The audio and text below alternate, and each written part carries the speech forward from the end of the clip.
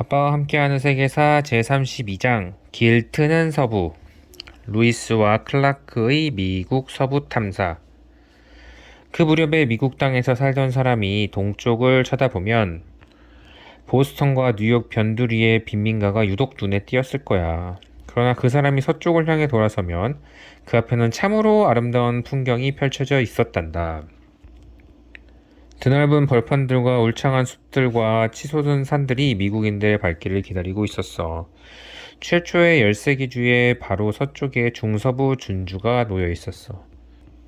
미국 독립전쟁 이후에 영국은 미합 중국에게 미시시피 강 동쪽의 땅을 모두 넘겨주었어. 이제는 주가 된 13개의 식민지들은 그 땅을 준주로 나누기로 합의했어.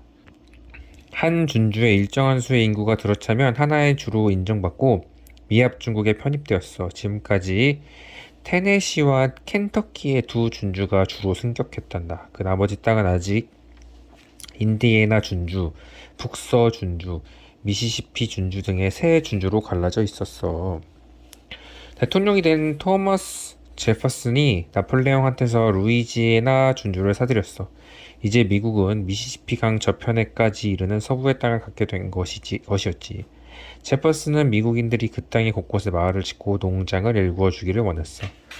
그러나 서부의 이주민들을 보내기에 앞서서 반드시 해야만 할 일이 있었어. 도대체 그곳에 무슨 일이 있었는지를 알아야 했던 거야. 미시시피 강 저편에 땅이 어떻게 생겼는지를 아는 사람은 아직 아무도 없었어. 제퍼슨이 루이스와 클라크라는 두 명의 모험가를 물색해서 루이지애나 준주 저편을 탐사하고 지도를 그리게 했어. 메리웨더 루이스는 육군 대위로서 제퍼슨의 개인 비서로 발탁되었던 사람이야. 윌리엄 클라크는 루이스의 친구로서 같은 부대에서 복무했던 사람이야. 그 두 사람이 배를 만들고 13명의 탐사대를 구성했어. 루이스와 클라크는 장비와 물자를 싣고 대원들과 함께 미시시피 강을 거슬러 올라가기 시작했어. 배에는 루이스의 털복숭이 애견 스캐넌도 타고 있었어. 루이스와 클라크는 미시시피 강의 발원지까지 올라간 다음에 서쪽으로 가서 루이지애나 준주의 미지 땅을 탐사할 계획이었단다. 그들은 빠른 물살을 거슬러 올라가느라 무진 애를 먹었어. 대원들이 물에 들어가서 밧줄로 배를 끌어야 했어. 모기와 각다귀가 머리와 어깨를 물어뜯고 물뱀이 무릎을 휘감았어. 그들은 그렇게 고생을 하면서 이윽고 지금의 노스타구타 주 땅으로 들어갔어. 우호적인 원주민 부족들이 사는 곳을 지나고 몹시 적대적이고 사나운 텐턴수족의 전사들이 숲에서 나타났다 숨었다 하는 미지의 땅을 거쳤어. 떠나온 지가 벌써 6개월이 지나고 있었어. 날씨가 추워지기 시작했어. 벌써 11월이 되어 있었고 눈이 내려서 그들의 길을 막을 때가 적지 않았어. 루이스와 클라크는 탐사를 중단하고 캠프를 차려서 겨울 한철을 보내기로 결정했어. 그들은 메나난족이 사는 땅에 캠프를 차렸어. 메나난족은 온순한 사람들이었어. 메나난족은 이미 백인들에게 익숙해져 있었단다. 모피를 사려고 북쪽에서 내려온 캐나다 장사꾼들을 상대한 경험이 많았기 때문이야. 루이스와 클라크는 대원들을 지휘해서 요새를 짓기 시작했어. 크리스마스 날에 요새의 공사가 끝났어. 그들의 요새의 지붕에 미국 국기가 걸었어. 그 요새는 미국 땅에서 가장 서쪽에 위치한 기지가 된 것이야. 봄이 오기를 기다리던 루이스와 클라크는 메나난족과 거래를 하러 온 백인 캐나다 장사꾼 한 사람을 만났어. 그는 프랑스어를 했는데 영어는 아주 조금만 할 줄 알았단다. 대원들 중에서 프랑스어에 능한 사람이 통역을 맡았어. 이름이 샤보노인 그 캐나다 장사꾼은 원주민들의 말을 몇 가지 할 줄 알았대. 샤보노는 원주민 여자와 결혼했는데 아내인 사카자 웨어는 원주민들의 말을 훨씬 더 많이 알고 있었단다. 샤보노는 봄이 되어 탐사대가 다시 길을 떠날 때 자기들도 같이 가고 싶다고 했어. 장차 루이스와 클라크가 만나게 될 원주민들과 대화를 할 때 그의 아내가 통역을 해주겠다는 것이었지. 루이스와 클라크는 허락했어. 4월 2일에서 탐사대가 다시 출발했어. 그런데 그 사이에 사카자 웨어가 아기를 낳았어. 그래서 고작 2개월 된 아기를 안고 있었는데 아기 이름은 장밥티스트였단다. 대원들은 아기를 폼피라는 별명으로 불렀어. 서쪽을 향해 다시 출발한 탐사대는 곧 미주리 강과 옐로스톤 강이 합쳐지는 곳에 당도했어. 루이스는 거기서 캠프를 차리고 식량을 사냥하기로 결정했어. 그는 소총을 들고 사냥을 하러 나갔다가 거기서 엄청나게 큰 곰을 만났어. 루이스가 총을 겨누고 쏘았어. 총알을 맞은 곰이 두 앞발을 치켜들고 벌떡 일어섰어. 그러나 그 곰은 겁 많은 곰이 아니었어. 동쪽 지방에서 흔히 보았던 곰들과는 전혀 다른 곰이었단 말이야. 그 곰이 바로 저 악명 높은 회색곰 그리즐 리베어였어. 회색곰은 달아다니기는커녕 휙 돌아서 루이스를 향해 돌진했어. 그는 걸음만 달 살려라 도망을 쳤어. 정신없이 뛰면서 총에 총알을 재고 획 돌아서 총을 쏘았어. 루이스는 너무도 아슬아슬한 순간에 회색곰을 쓰러뜨렸단다. 죽여놓고 보니까 정말로 이제까지는 보지 못했던 거대한 곰이었어. 코에서 발톱까지의 길이가 거의 2m 70cm가 되었대. 탐사대가 위험에 처한 것은 그뿐만이 아니었어. 이제 그들은 로키 산맥에 다가가고 있었어. 로키 산맥은 북아메리카의 대륙 분수령이야. 대륙 분수령은 북아메리카 대륙의 한가운데를 가르는 산맥이야. 산맥의 동쪽에서 떨어진 빗방울이 비탈을 타고 동쪽으로 흐르고 마침내 대서양에 흐르게 돼. 그러나 불과 한 뼘도 안 되는 차이로 서쪽에 떨어진 빗방울은 서쪽으로 흘러가서 태평양에 이른단다. 그 산맥만 넘으면 탐사에는 어느 강에서 배를 타든지 태평양 해안까지 갈 수 있는 거야. 탐사대는 로키 산맥을 향해서 비탈을 오르고 또 올랐어. 루이스가 몇 명의 대원들과 정탐을 나갔어. 그들은 쇼쇼니족을 찾아보려는 것이었어. 산맥을 건너가려면 말이 꼭 필요했고 그래서 쇼쇼니족한테서 말을 사려고 했던 거야. 루이스 링은 용케도 쇼쇼니족 사람들을 만났어. 루이스는 그들을 설득해서 추장을 만났어. 쇼쇼니 사람들은 태어나서 처음 보는 백인들을 수상쩍게 여겼지. 이자들이 우리 땅까지 무엇을 하러 왔을까? 혹시 우리를 공격하려고 미리 염탐하고 온 건 아닐까? 루이스는 때마침 클라크와 다른 대원들이 그들의 뒤를 따라온 걸 보고 안도의 한숨을 쉬었어. 샤카자웨어의 통역으로 자기들이 나쁜 뜻을 전혀 품고 있지 않다는 것을 추장에게 알릴 수 있었기 때문이야. 쇼쇼니 사람들과 미국 사람들이 한자리에 앉았어. 이야기가 너무도 느리게 진행되었어. 샤카자웨어는 추장의 말을 곧장 영어로 통역해낼 만큼 영어를 잘하지 못했단다. 그래서 그녀는 추장의 말을 그녀의 남편이 알아들 수 있는 다른 원주민 부족의 말로 먼저 옮겼어. 그 말은 미네토레라는 부족의 말이었는데 샤보노는 토미레 샤보노는 또 미레톤의 말을 곧장 영어로 옮길 만큼 영어가 능통하지 않았기 때문에 그 말을 프랑스어로 통역했어. 그리고 프랑스어로 할 줄 아는 대원이 그 말을 루이스와 클라크에게 영어로 옮겨주었어. 그 과정이 거꾸로 되풀이되었어. 두 대장이 영어로 대답하면 우선 프랑스어로 옮겨지고 그 다음에 미네토레어로 옮겨지고 그 다음에 쇼쇼니어로 옮겨지는 거야. 그러다 보니 한마디 하는데도 시간이 오래 걸릴 수밖에 없었어. 갑자기 샤카자웨어가 벌떡 일어나는데 추장에게 달려가서 두 사람이 얼싸안았어. 한참 이야기하다가 그녀가 갑자기 그 추장이 누구인지 알아챘던 거야. 샤카자웨어는 원래 쇼쇼니족의 딸이었는데 어릴 적에 납치를 당했어. 그런데 알고 보니까 그 추장이 바로 자기 오빠였던 거야. 샤카즈웨어가 루이스와 클라크의 말을 사려고 한다고 오빠에게 말했어. 추장은 30필의 말을 30자루의 총과 바꾸기로 했어. 마침내 탐사대는 산맥을 넘어가는데 꼭 필요한 말을 구했어. 너무도 춥고 힘들었어. 산에 눈이 덮여 있었어. 대원들은 사슴이나 버팔로를 잡아서 고기를 먹고 샤카제와는 그들에게 야생 양파와 순무 같은 것들을 먹는 법을 가르쳐 주었어.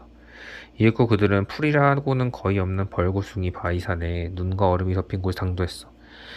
이대로 가다가는 모두가 굶어 죽지 않으리라는 보장이 없었어. 클라크는 그의 일기에 이렇게 썼어. 물고기조차 없고 풀이란 풀은 모두 말들이 먹어치웠다. 바위뿐인 산은 갈수록 더 가팔라지고 대원들도 말들도 모두 지칠 대로 지쳤다. 나는 흠뻑 젖은 채로 바들바들 떨었다. 이윽고 우리가 얼어붙은 작은 개울가 캠프를 차렸다. 그러나 먹을 것이라고는 아무것도 찾을 수 없었다. 나는 그 개울을 헝그리 크리크라고 이름을 지었다. 그들은 어쩔 수 없어서 제일 허약해 보이는 말을 잡아서 줄임배를 채웠대. 말고기 덕분에 그들은 굶어 죽지 않았어. 그러나 자꾸 말을 잡아먹을 수는 없었어. 말이 줄면 걸음이 더뎌지기 마련이고 그러면 굶어 죽기 전에 얼어 죽을지도 모를 지경이었으니까. 그래서 그들은 사냥개 몇 마리를 잡아먹었단다. 크라크는 개고기가 너무 역겨워서 간신히 삼켰대. 그런데 알고 보니까 루이스는 개고기도 먹을 만하다 싶을 만큼 맛있었다고 일기에 썼어. 이윽고 탐사대는 산맥을 넘어서 서쪽으로 흐르는 강을 발견했어. 그들은 강가의 어느 원주민 마을에서 음식을 얻어먹고 그 강이 컬럼비아 강의 지류인 클리어 워터라는 이름의 강이라는 걸 알게 되었어. 컬럼비아 강은 태평양으로 흘러간단다. 대원들은 거대한 통나무로 카누를 만들어서 타고 강을 내려갔어. 그리고 11월의 어느 날 클라크는 일기에 이렇게 썼단다. 대원들이 기뻐서 환호성을 질렀다. 마침내 우리 앞에 바다가 나타난 것이었다. 그토록 보고 싶어 했던 태평양이 바로 우리 앞에 펼쳐져 있었다. 또다시 겨울이 왔어. 그들은 다시 한번 캠프를 차리고 겨울을 보낸 후 봄이 되자 왔던 길을 되짚어서 돌아갔어. 루이스와 클라크는 3년 만에 되돌아왔단다. 명점령으로 죽은 한 명을 제외하고는 모든 대원이 무사히 살아 돌아왔어. 샤카자웨어는 어린 폼피를 아는 채로 그 먼 길을 끝까지 함께했대. 로이스와 클라크는 수많은 원주민 부족을 만났고 낯선 식물들과 동물들을 발견했어. 그들은 보았던 모든 것들을 글과 그림으로 자세하게 묘사했고 서부로 가는 길을 표시한 지도들을 그렸어. 그리고 곧 수많은 사람들이 루이스와 클라크가 개척한 길을 따라서 아득히 먼 서부의 땅으로 몰려가기 시작했어. 백인에게 저항한 테쿰세. 루이스와 클라크가 그린 지도 덕분에 백인들이 서쪽으로 진출할 수 있었어. 새로운 곳에 터전을 잡고 살아가는 사람들도 있었고, 덫으로 짐승을 잡고 가죽을 팔아서 돈을 벌려고 간 사람들도 있었어. 억센 사냥꾼들이 로키 산맥 자락에 몹시 거친 땅에 집을 짓기 시작했어. 이 사나이들은 무슨 짐승이든지 닥치는 대로 잡아먹으며 살았대. 새로 만든 덫으로 개울에서 비보를 잡고 가죽을 벗겨 말려서 원주민들이나 캐나다에서 온 장사꾼들에게 팔았어. 원주민 여자들하고 결혼한 사람들도 많았대. 더 서쪽으로 가서 오하이오 밸리와 그 너머에 집을 짓고 토지를 개간한 사람들도 있었어. 근처에 사는 원주민 부족들 중에는 백인들을 환영하는 부족들도 있고 두려워하는 부족들도 있었어. 두려워하는 이유는 그들이 차지하고 살아왔던 땅을 백인들이 빼앗으려 했기 때문이야. 쇼니족에 테쿰세라는 이름의 남자가 있었어. 그는 아주 어렸을 때부터 백인들을 무서워했어. 테쿰세가 6살이었을 때 아버지가 백인들에게 죽음을 당했기 때문이야. 아버지를 잃은 어린 테쿰세는 쇼니족의 주장 피시가 양자로 들여서 키웠어. 블랙 피시는 백인 정착민들한테서 답쳐온 여러 명의 백인 아이들까지 양자로 삼았대. 그는 백인과 쇼니족의 양자들이 백인 정착민들을 미워하고 증오하도록 가르쳤단다. 테쿰세가 15살이 되었을 때 블랙피쉬를 따라서 오하이오 밸리에 이주해온 백인들을 공격하러 갔어. 쇼니족이 백인 남자 한 명을 사로잡아서 말뚝에 묶고 불태워 죽였어. 격분한 테쿰세가 쇼니족의 전사들에게 소리쳤어. 포로들을 학대해서는 안 됩니다. 이런 잔인한 짓을 하면 안 돼요. 우리는 정정당당하게 싸워야 해요. 테쿰세가 너무도 화를 내자 전사들은 다시는 그가 보는 앞에서 포로들을 학대하지 않았어. 그러나 테쿰세는 백인 포로를 학대하는 것을 원하지 않았으나 그의 동주들이 침략자들을 물리치기 위해서 전쟁을 치르고 있다는 것을 모르지 않았어. 그는 자기도 백인들을 공격해서 죽이겠다는 의지를 불태웠단다. 테쿰세는 북서준주의 백인 마을들과 요새들을 공격하는 전사들의 선두에 서서 싸웠어. 현재들도 같이. 그는 두 형제를 싸움터에서 잃었대. 시간이 지나면서 테쿰세는 다른 부족들의 백인들과 협상을 맺고 그들로부터 선물을 받고 땅을 내주려 한다는 것을 알게 되었어. 테쿰세는 또다시 격분했어. 그는 이 땅에 이렇게 외쳤단다. 우리는 이 땅의 주인이 아니다. 땅은 공기나 물과 같은 것이다. 땅은 누구의 것도 아니다. 우리는 다 같이 땅을 이용할 뿐이다. 그러나 테쿰세는 백인들의 생각을 닮아가는 원주민들이 날이 갈수록 많아진다는 것을 또한 알아차렸어. 원주민들은 자기들이 사는 땅은 자기들의 소유니까 백인들에게 팔아도 된다고 믿었어. 테쿰세는 백인들을 물리치려고 싸우는 것보다 더 큰 문제가 있다고 생각했어. 원주민들이 그들이 사는 땅으로 몰려온 백인들처럼 생각하고 행동하는 것을 막아야 한다는 것이었지. 테쿰세는 그의 군대를 동생의 군대와 합쳤어. 막내 동생 텐스콰타와는 아주 이상하고 무시무시한 무시무시하게 생긴 설교자였어. 그는 어렸을 적에 실수로 눈에 화살을 맞았는데 그 바람에 오른쪽 눈이 아래로 축 처졌고 얼굴은 오른쪽 절반이 심하게 일그러졌어. 그 흉측한 얼굴 때문에 그의 설교는 더욱 무시무시하게 들렸어. 텐스 콰타와는 자기가 그레이트 스피리트가 계시는 곳에 갔다 왔으며 신령님께서 원주민들에게 전하는 말씀을 받들어 가지고 왔다고 주장했어. 그는 신령님께서 그분의 자식들이 백인들처럼 생각하고 행동하는 걸 아시고 몹시 화를 내셨으며 한시라도 빨리 고치지 않으면 땅을 영영 잃게 될 거라고 말씀하셨다고 전했어. 그는 이렇게 설교했대. 백인들이 준 술을 마시지 마라. 그들이 준 털옷과 무명옷도 입지 마라. 그들과 조약을 맺어서도 안 된다. 이 땅은 우리의 소유가 아니기 때문이다. 백인들과 결혼을 해서도 안 된다. 이러한 설교를 듣고 원주민들은 그들을 예언자라고 불렀대. 테쿰세와 텐스 콰타와가 정말로 신령님이 계시는 곳에 갔다 왔다고는 믿지 않았어. 그러나 테쿰세는 텐스 콰타와가 정말로 신령님이 계시는 곳에 갔다 왔다고는 믿지 않았어. 그러나 동생의 설교가 자기 신의 생각과 똑같다는 게 마음에 들었어. 테쿰세는 모든 원주민 부족들이 연합해서 백인들과 싸우기를 원했어. 테쿰세의 형제들이 모두 모여서 인디애나 준주에 정착했어. 예언자 텐스카타와가 그들의 조상들이 살아왔던 방식에 대해 설교를 했어. 테쿰세는 중서부 지역에 사는 모든 부족들을 찾아다니면서 서로 힘을 합치자고 설득했단다. 그리고 수많은 원주민들이 예언자 마을이라고 별칭이 불리는 그 정착지에 와서 함께 살았어. 인디애나 준주 총독 윌리엄 헨리 해리슨이 북서부 지역에 사는 모든 부족의 추장들을 그의 사령부인 포트 웨인으로 초대했어. 그러나 해리슨은 테쿰세는 초대하지 않았어. 해리슨은 추장들을 설득해서 땅을 사려고 했어. 그는 추장들에게 미국 정부가 그들의 땅을 사고 싶어 한다고 말하고 나서 근처에 진을 치고 있던 수백 명의 병사들을 가리켰대. 그는 이렇게 말했다는구나. 우리는 마음만 먹으면 당신들을 땅을 힘으로 뺏을 수 있어. 그러나 우리는 땅값을 제대로 쳐주려는 거요. 우리의 생각이 변하기 전에 우리의 제의를 받아들이는 게 좋을 것이요.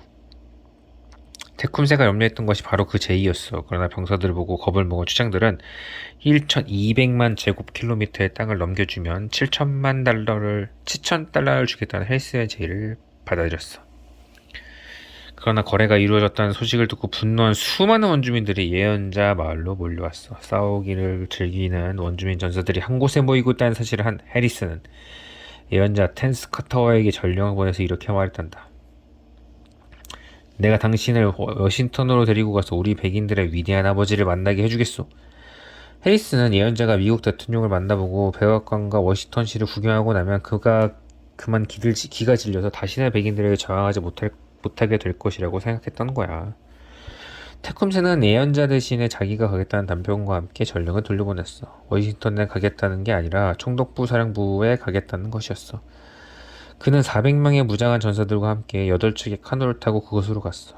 그리고 전사들을 뒤에 남겨두고 몇 명의 경호원들과 함께 총독의 저택으로 갔어.